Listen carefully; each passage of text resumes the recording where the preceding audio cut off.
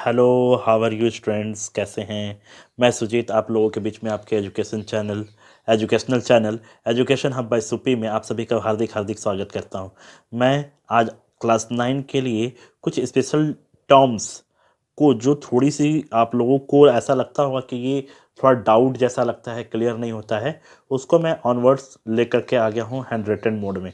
तो स्टूडेंट थोड़ा ध्यान दीजिएगा, आपके ये डिस्प्ले में दिख रहे होंगे डेमोक्रेसी, रिवोल्यूशन, रिसोर्स जैसे वर्ड।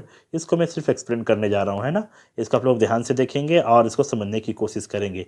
देखिए स्टूडेंट, डेमोक्रेसी का मीनिंग क्या होता है वो आप लोगों ने पूछा था मुझसे, तो मैं लिखा हूँ कि democracy means a system in which the government of a country is elected by the people. मतलब ये है कि गवर्नमेंट जो इसको पीपल्स, हम आम लोग जो है ना, उसको इलेक्ट करके शासन चलाने के लिए हम लोग सत्ता में लाने का काम करते हैं। तो ऐसे काम जो करते हैं जिस अथॉरिटी के तहत, उसी को हम सिटीजन्स के लिए डेमोक्रेसी कहना ज़्यादा सुटेबल माना जाता है। दूसरा वर्ड है revolution. Revolution means action taken by a large group of people to try to change the government of a country. मतलब एक बहुत बड़ा ग्रुप जो एक साथ ये चाहते हो कि हमारे साथ ये गवर्नमेंट जो है वो अपने रणनीति या गवर्नमेंट सिस्टम को ही हम क्या करें, चेंज करें। तो ऐसे जो बड़े लार्ज क्वांटिटी पे या लार्ज ग्रुप पे ये जो परफॉर्मेंस होती है, इस एक्शन का जो परफॉर्मेंस होता है उसी को हम लोग रिवॉल्यूशन कहते हैं। जिसको ये कह सकते हैं कि बड़े लेवल पे बड़ा चेंजेस लाने का जो प्रोसेस है उसको हम लोग रिवॉल्यूशन कर सकते हैं ना। ठीक है, उसके बाद नेक्स्ट टाइम हमारे पास है रिसोर्सेज। रिसोर्सेज कहता है कि अ सप्लाई, है ना। कहने का मतलब है कि a resource is a source और supply from which a benefit produced produced, हाँ क्या है जी, produced, yes, produced and that has some utility.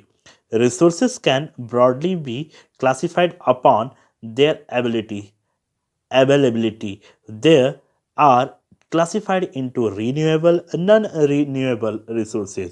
कहने का मतलब है रिसोर्सेज वो रिसोर्स है जिसको हम लोग अपने बेनिफिट के लिए, अपने यूटिलिटी में लाने के लिए यूज़ करते हैं, है ना। ये रिसोर्सेज दो तरह के हो सकते हैं, या तो आप कह लो वो रिन्यूएबल जिसको हम लोग बार बार यूज़ करें, और नॉन रिन्यूएबल जिसको हम लोग बार बार यूज़ ना कर सकें। रिन्यूएबल वो रिसोर्स है जैसे जिन चीज़ों को हम बार बार नेचर से हर बार क्या करें, उसका यूटिलाइज करने के रूप में कन्वर्ट करके यूज़ करते रहें। लेकिन नॉन रिन्यूएबल क्या है, वो रिसोर्स जिसको हम लोग एक बार यूज़ कर लिया और वो फिनिश हो गया तो दोबारा से उसको हम लोग वापस पा नहीं सकते हैं, या अगर मिलता भी तो बहुत टाइम लेगा, है ना। ऐसी बातें। उसके बाद का जो हमारा टॉपिक है स्टूडेंट, ये बहुत मोस्ट मोस्ट इम्पॉर्टेंट है। आप लोग देख रहे होंगे वेदर, है ना। और दूसरा जो टर्म है वो है क्लाइमेट।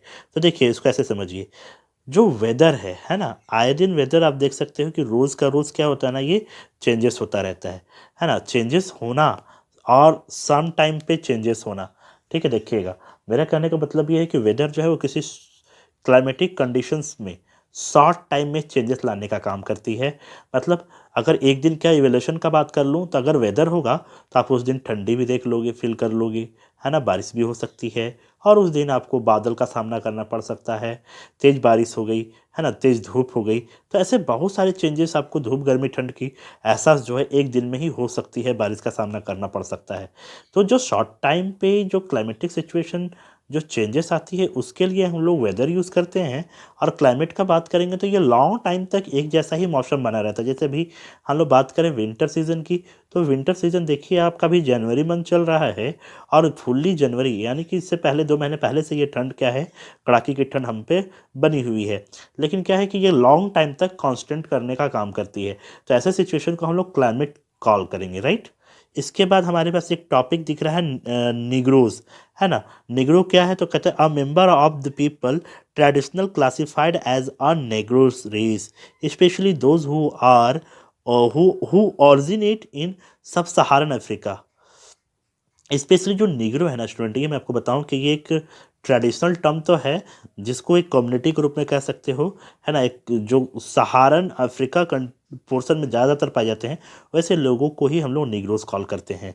उसके बाद थोड़ा सा कुछ टर्म है जिसको आपको देखना ही चाहिए। राइज राइज ऑफ नेपोलियन, कहता है कि इसके कुछ फीचर्स के बारे में आप लोगों ने पूछा था, तो मैं इस फीचर्स के बारे में थोड़ा सा पढ़ के बता दूं। However, the dictator often clashed with the legislative councils who then sought to dismiss them.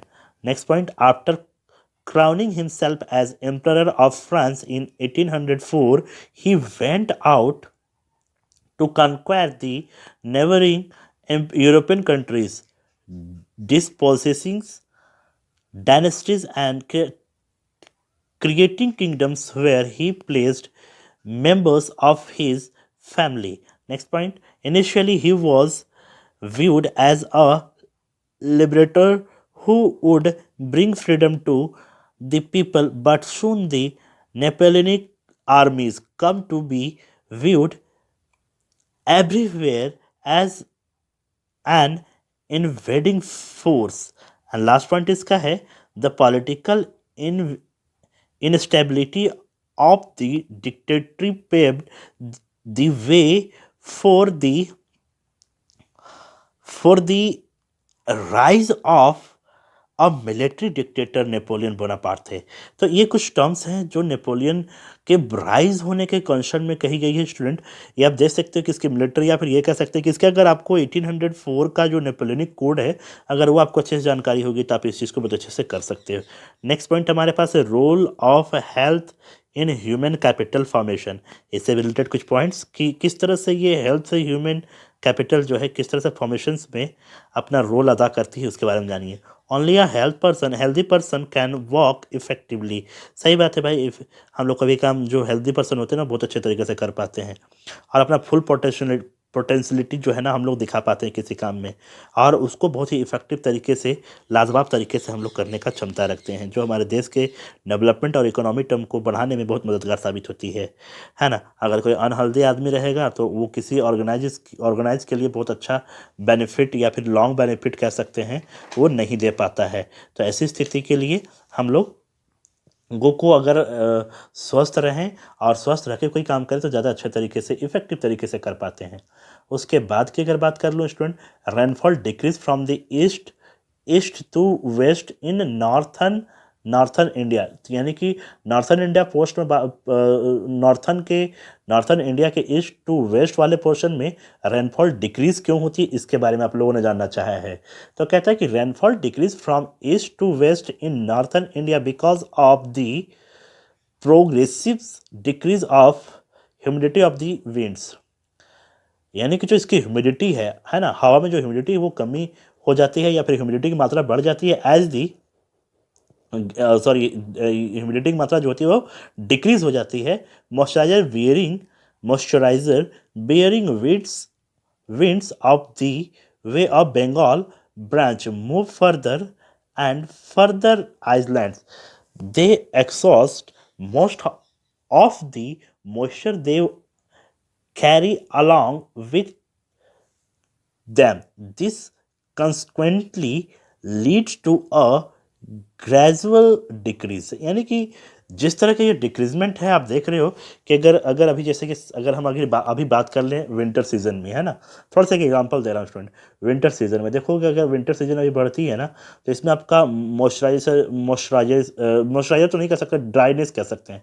अभी के सीजन में हाँ ड्राइनेस तो नहीं, लेकिन मॉइस्चराइजर ज़्यादा सही रहेगा ना, क्योंकि ड्राइनेस तो हमारा समर सीजन में होता है, विंटर सीजन में हमारा ड्राइनेस विंटर सीजन में ही हमको मॉइस्चराइजर जैसी कंडीशन देखने को मिलती है। लेकिन ये कंडीशन ना रेनी सीजन में ज़्यादा दिखाई देती है क्योंकि उसमें वाटर की क्वांटिटी एयर में ज़्यादा होती है ना। तो यहाँ पे आप देख सकते हो कि जो रेनफॉल डिक्रीज होने का कारण है वो किस तरह से मैंने क्लियर कर दिया है।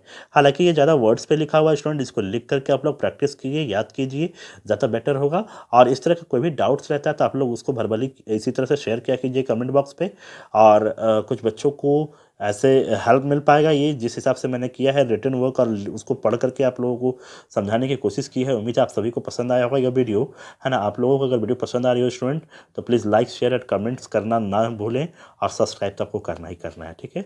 चलिए हमारी नेक्स्ट वीडियो नेक्स्ट तरीके से लाने की कोशिश होगी, नए डाउट्स, नए सब्जेक्ट, नए पोर्शंस के साथ आ रहा हूँ मैं, ठीक है। आप लोग इसमें अपना सहयोग बनाए रखें। चलिए स्टूडेंट सभी को take care and bye bye. अगर किसी की एग्ज़ाम हो रही हो या होने वाली हो तो मेरी तरफ से बेस्ट ऑफ लक। ओके।